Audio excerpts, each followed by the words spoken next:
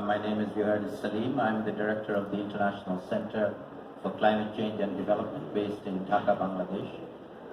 I'm going to segue very well, I think, from what Jennifer just said in terms of our take on this issue of urban resilience. Firstly, we are about building climate smart citizens, not cities, citizens. We work with people. And the other take that we have in terms of how we define urban resilience is resilient citizens. Right? Not infrastructure, not institutions, not mayors and politicians, citizens.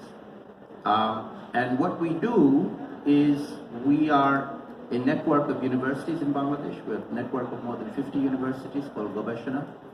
And we have students and we have faculty. We do research, we do training, we do teaching, and they're all citizens of the towns in which they live. Most of them are in towns, very few outside towns. And so what we are doing with them is building their capacity to build capacity of fellow citizens in designing what the citizens would feel like as livable cities, including resilience, which is to us a longer term perspective than the immediate. So the immediate is better housing, better transport, less pollution, but then also with a longer term perspective built into that. And in the context of Bangladesh, the impacts of climate change bring in another dimension that is very important for us, which is the potential for forced migration of people living in the low-lying coastal area in Bangladesh. And the estimates are in the order of perhaps around 10 million people over the next 10, 20 years who will lose their livelihoods in the low-lying coastal areas of our country and will move to towns.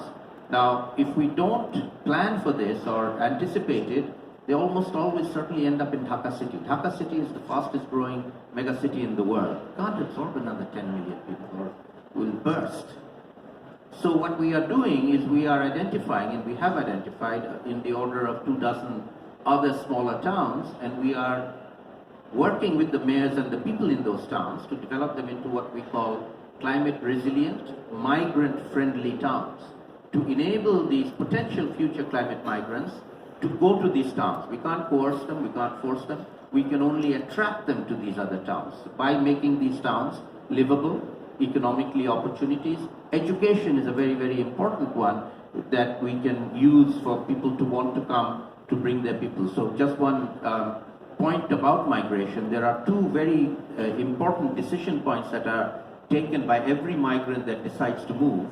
Usually the first decision point is for one person to decide to leave the family behind and go somewhere in search of work. Over time, that person then makes a second decision to bring the family or not bring the family. And the second decision makes them a real migrant. The first decision is simply going to work. The second decision, to a very large extent, depends on education, because they're going to bring their kids. They want to bring their kids, they want to have the kids have a good education in the place where they're living. And so that to us is an entry point to build education establishments in these towns to attract these migrants who will then over time want to settle in these towns. So we are very happy to talk. So as far as gaps are concerned, we are into filling gaps, not identifying gaps. We're way beyond identifying gaps. We now need to fill them. Thank you.